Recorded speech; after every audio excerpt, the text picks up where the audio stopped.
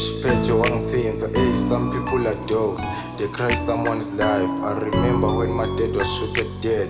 Same year, my mama was chased a span just for nothing. Ngapha kumele asone, then her life was a mess.